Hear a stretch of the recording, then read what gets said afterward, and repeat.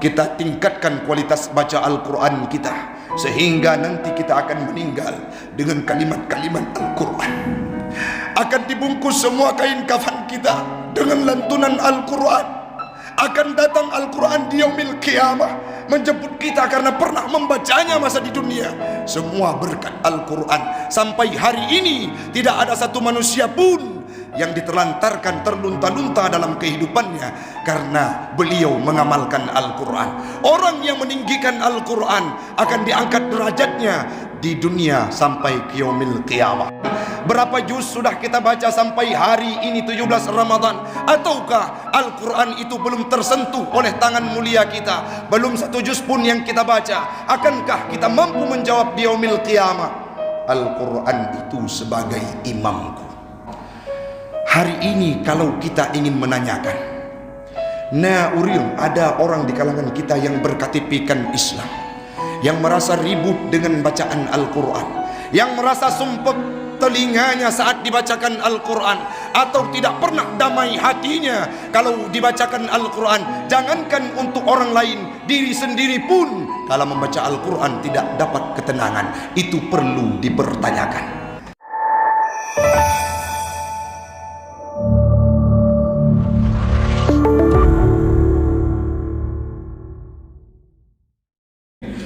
Ilahi anta maqsudi wa ridhaka matlubi, a'tini mahabbatak wa ma'rifatak. Jamaah sidang solat Aisyah dan Tarawih sekeyakinan seakidah yang kami muliakan, marilah di awal perjumpaan kita pada malam yang berbahagia ini kita memuja dan memuji Allah dengan mengucapkan kalimat Alhamdulillah. Salawat dan salam keharibaan baginda Rasulullah sallallahu alaihi wasallam, seorang nabi yang sudah bersimbah peluh untayan air mata dalam membantu dalam membawa syariat Islam, memperjuangkan kalimah la ilaha illallah sampai Islam itu hadir dalam relung hati kita pada malam yang berbahagia ini. Kepada sahabat al-keluarga beliau, halim ulama mutaqaddimin dan mutaakhirin yang muktabar kedua-duanya, yang kami hormati guru kita bersama, Imam Syekh Masjid Jami' yang kita cintai, pengurus masjid, BKM, jamaah sidang solat Aisyah dan Tarawih sekeyakinan seakidah yang kami muliakan, yang tidak mungkin disebutkan namanya satu persatu. Insya Allah semuanya kita akan dimuliakan oleh Allah. Ya Rabb, kami berkumpul di bawah atap Masjid Jami' pada malam yang berbahagia ini. Hajat kami, pinta kami ya Rabb, kumpulkan kami kelak di yaumil qiyamah dalam syurgamu Jannatul Firdaus, Jannatul Ma'wa, bersama baginda Rasul Nabi Muhammad sallallahu alaihi wasallam. Amin. Amin ya rabbal alamin. Hamba Allah, ibu, bapak, adik-adik yang kami hormati, tadi malam baru saja kita memperingati nuzulul Quran. Walaupun ada ikhtilaf di kalangan ulama kapan penanggalan nuzulul Quran itu, ada yang berpendapat pada malam-malam Lailatul Qadar, ada yang berpendapat pada 17 Ramadan. Namun yang ingin kita bahas malam ini adalah bagaimana menyikapi nuzulul Quran itu untuk dalam kehidupan kita sehari-hari, sehingga akan memicu kita untuk memprioritaskan baca Quran, akan memicu kita untuk memprioritaskan mendalami Al-Quran, akan memicu kita memprioritaskan untuk belajar Al-Quran setiap harinya tanpa mengenal ruang dan waktu. Berangkat dari sebuah survei yang membuat hati kita semuanya menangis terlunta-lunta, yang dilakukan oleh Institut Ilmu Al-Quran Jakarta, tepatnya dari tahun 2016. Bahkan sampai hari ini sangat banyak survei yang dilakukan, yang kalau kita baca di beberapa artikel tercatat bahwa 65% penduduk Islam di Indonesia yang berKTP-kan Islam, seorang pemuda muslim tidak bisa baca Al-Quran. Artinya 65% penduduk Indonesia tidak bisa dan tidak mampu membaca Al-Quran. 35% di antaranya buta aksara Al-Quran. Sedangkan kalau kita kaji dari beberapa riset yang dilakukan oleh orang-orang terkemuka, tercatat bahwa hanya 20% manusia muslim di Indonesia yang bisa baca Al-Quran secara benar dan baik. Ini merupakan sebuah survei yang membuat batin kita menangis terlunta-lunta. Kenapa tidak? Akan ada satu masa nantinya, kala kita sudah kembali ke hadirat Allah, berada dalam tempat yang 1 kali 2 meter. Di sana kita akan berjumpa dengan malaikat Munkar wa Nakir, di mana akan ada satu pertanyaan yang ditanyakan kepada kita, ma imamuka, siapakah imammu dalam kehidupan? Maka kita akan mampu menjawab hal tersebut. Imam kita adalah Al-Quran. Kalau dalam kehidupan di dunia ini, wa qalbuhu mu'allakun bil Quran, akan menjadi sebuah hal yang impossible rasanya apabila ada orang yang mengharap untuk bisa menjawab bahwa imam saya kalau ditanyakan oleh malaikat Munkar wa Nakir nantinya, siapa imammu, saya akan memasangkan niat dari sekarang untuk menjawab Al-Quran sebagai imam saya. Itu akan jauh panggang dari api kalau dalam kehidupan dunia kita tidak memprioritaskan untuk membaca Al-Quran. Seorang sahabat akan diingat oleh sahabatnya yang lain kalau dalam kehidupannya selalu memberikan kontribusi terbaik. Kalau ditanyakan oleh orang lain, siapakah sahabat setiamu, kita pasti akan menjawab yang terbayang dalam pikiran kita adalah mereka yang sering mengulurkan tangan kalau kita susah dan kepayahan. Tapi coba bayangkan hari ini, akankah lidah kita mampu menjawab kelak kalau malaikatnya Allah menanyakan kepada kita, siapa imammu, Al-Quran, kita jawab, akankah itu keluar dari kalimat kita? Kalau dalam kehidupan ini Al-Quran hanya menjadi hiasan lemari saja, kalau dalam kehidupan sekarang ini Al-Quran itu tak ubahnya seperti bacaan koran, Al-Quran itu tidak bermakna dalam kehidupan, maaf, ada tempat rumah yang kadangkala sunyi dari bisikan ataupun lantunan ayat suci Al-Quran.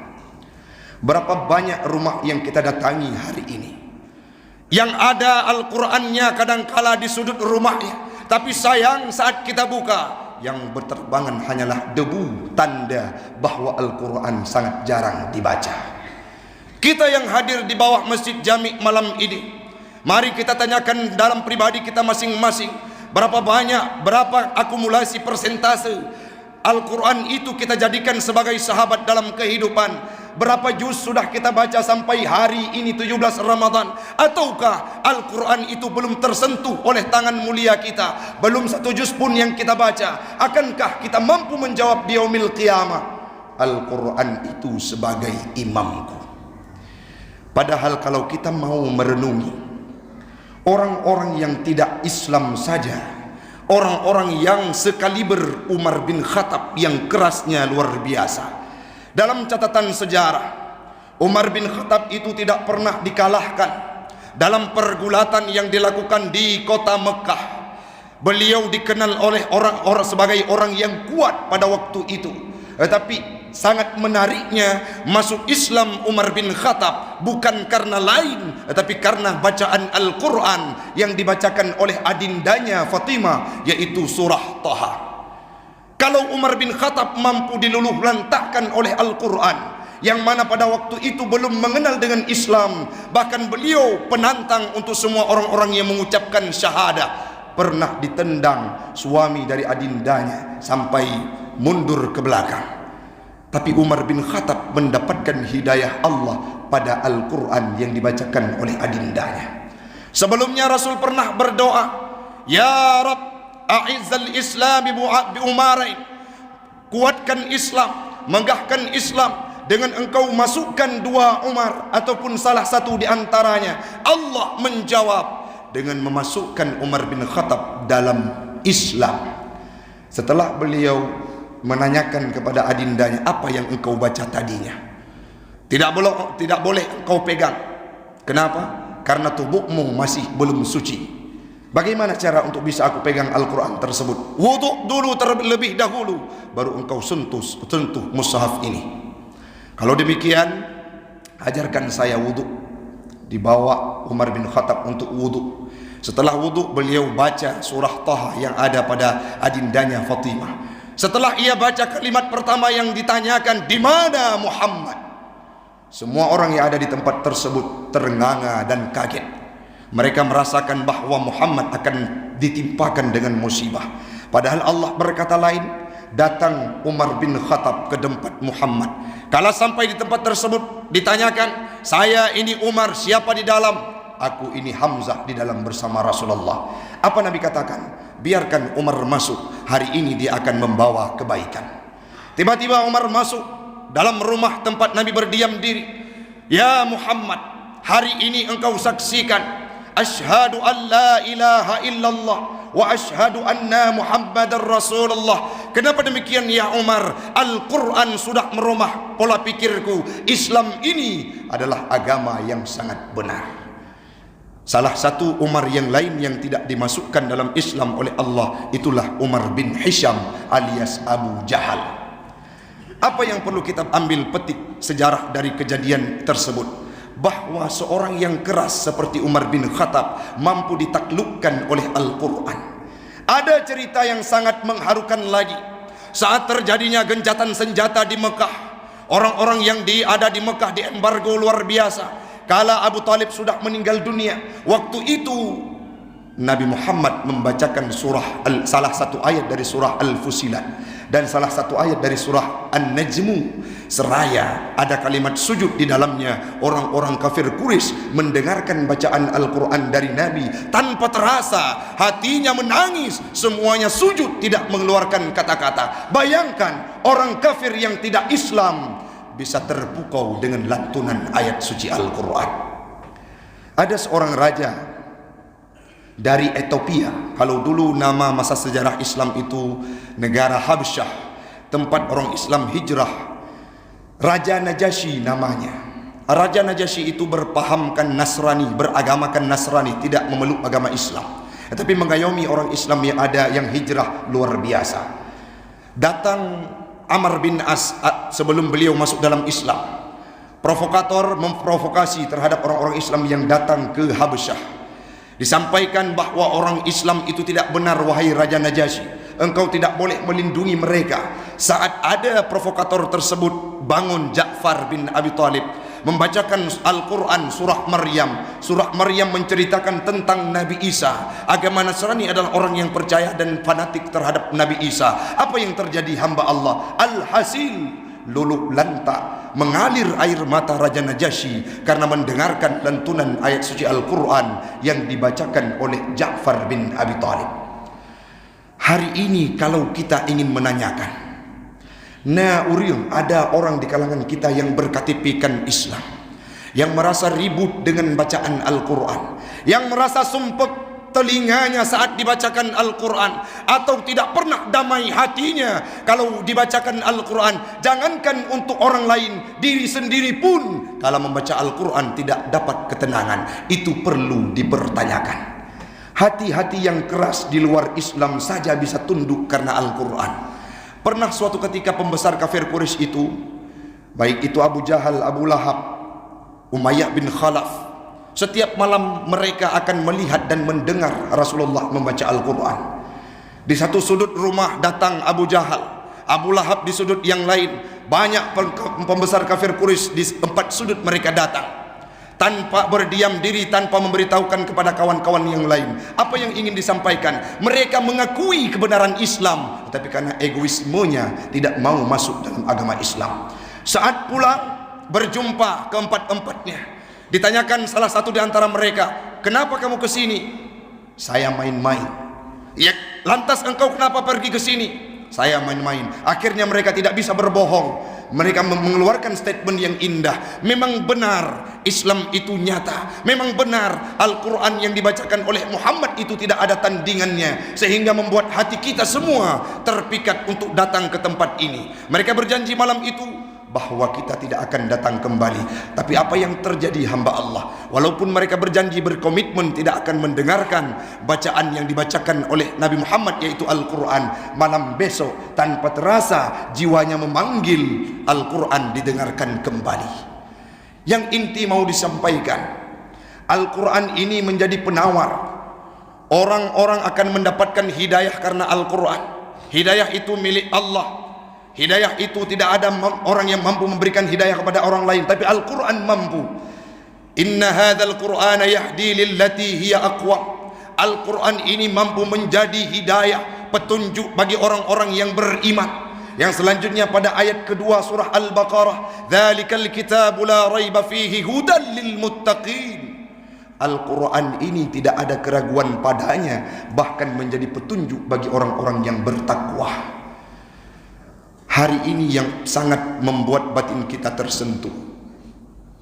Ada orang-orang yang kadangkala saat disebutkan oleh anaknya, ayah tolong belikan juz ammah, dia tidak tahu bahwa itu bahagian dari Al-Quran. Datang dia ke toko-toko tempat yang dijual juz.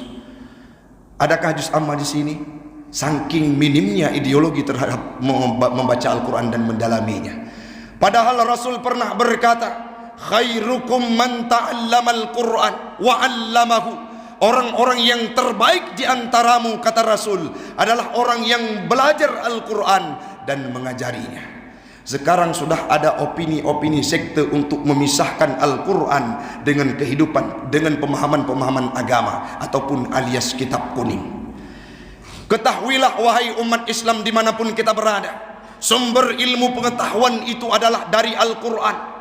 Imam Syafi'i hafal Al-Quran, Imam Malik hafal Al-Quran, Imam Ahmad bin Hanbal hafal Al-Quran, Imam Hanafi hafal Al-Quran. Semua ulama mazhab itu menghafal Al-Quran. Kenapa akhir-akhir ini kamu jangan belajar kitab kuning, hafal Al-Quran tulen? Atau opini yang berbalik, belajar saja kitab kuning, jangan pernah sentuh Al-Quran. Yang bijaknya bagaimana? Padukan dua hal tersebut, karena itulah yang diimplementasikan oleh Nabi dulunya. Beliau merupakan orang yang diwahyukan lidahnya Al-Quran dan sumber ilmu pengetahuan.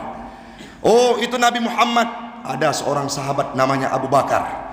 Beliau dalam kajian kitab kuning dikenal dengan afqah, orang yang paling faqih setelah Nabi Muhammad, yang mengerti seluk-beluk terhadap kehidupan umat Islam, agama Islam. Dan bahkan beliau dijuluki dengan seorang yang paling aqra, yaitu qari, pandai membaca Al-Quran. Zaid bin Sabit hafal Al-Quran. Bahkan orang-orang yang menghafal Al-Quran, mempelajari Al-Quran ini, Allah berkata dalam sebuah hadis yang diutarakan oleh Nabi, inna lillahi ahlina minan nasi. Allah memiliki keluarga di antara manusia. Siapa itu? Man ya Rasulullah? Siapa mereka? Ahlul Quran, ahli Al-Quran. Baik itu orang yang membacanya, baik itu orang yang memahaminya, baik itu orang yang belajar Al-Quran. Ahli Quran merupakan keluarga dari Allah Subhanahu wa ta'ala. Di yaumil qiyamah Al-Quran itu akan bangun berdiri menjadi sahabatnya yang pernah baca-baca Al-Quran di dunia. Mana sahabatku? Mana sahabatku? Aku akan melindungi mereka. Dan orang yang menghafal Al-Quran akan mampu membawa keluarganya masuk dalam surga berjumlah 10 orang. Coba bayangkan kalau itu termasuk kita salah satu di antara mereka. Maka malam ini hamba Allah, InsyaAllah pada kesempatan yang lain kita akan membahas menyangkut dengan kelebihan Al-Quran. Tiada orang yang mampu menjelaskan secara singkat terhadap kelebihan Al-Quran ini. Bahkan imam tadinya membacakan sebuah ayat yang menjadi poin penting bagi kita. Al-Quran ini saking mulianya. Lau anzalna hadzal Qur'ana ala jabalin, seandainya Al-Quran ini diturunkan ke atas bukit dan gunung, la ra'aitahu khashi'an mutasaddian min khasyiatillah, engkau akan melihat gunung safan-safa. Kenapa? Min khasyiatillah, karena mereka takut kepada Allah dengan mukjizat Al-Quran. Sebuah kitab yang diturunkan oleh Allah, dijadikan sebagai mukjizat terbesar dan tidak pernah terkalahkan oleh zaman. Bahkan tengku, kenapa Al-Quran itu tidak mampu kalah oleh zaman, oleh perkembangan zaman? Karena Al-Quran itu kalamullah, kalamullah kadim, kalamullah tidak pernah berubah-ubah. Artinya dia akan konsisten, bahkan sastranya luar biasa, estetikanya sangat indah. Al-Quran itu punya keunikan yang sangat banyak. Maka marilah malam ini, masih ada sisa waktu Ramadan kurang lebih beberapa hari ke depan, 12 hari ke depan, kita tingkatkan kualitas baca Al-Quran kita, sehingga nanti kita akan meninggal dengan kalimat-kalimat Al-Quran. Akan dibungkus semua kain kafan kita dengan lantunan Al-Quran. Akan datang Al-Quran di yaumil qiyamah menjemput kita karena pernah membacanya masa di dunia. Semua berkat Al-Quran. Sampai hari ini tidak ada satu manusia pun yang diterlantarkan terlunta-lunta dalam kehidupannya karena beliau mengamalkan Al-Quran. Orang yang meninggikan Al-Quran akan diangkat derajatnya di dunia sampai ke yaumil qiyamah. Semoga semuanya kita akan termasuk kepada orang-orang ahlul Quran, hamilul Quran, orang-orang yang mengagungkan Al-Quran dimanapun kita berada. Mudah-mudahan bermanfaat bagi pribadi saya, umumnya kepada jemaah sekalian. Insya Allah kalau ada kesempatan pada malam i'tikaf 23 Ramadan kita akan berjumpa kembali. Hadanallahu wa iyyakum ajma'in. Assalamualaikum warahmatullahi wabarakatuh.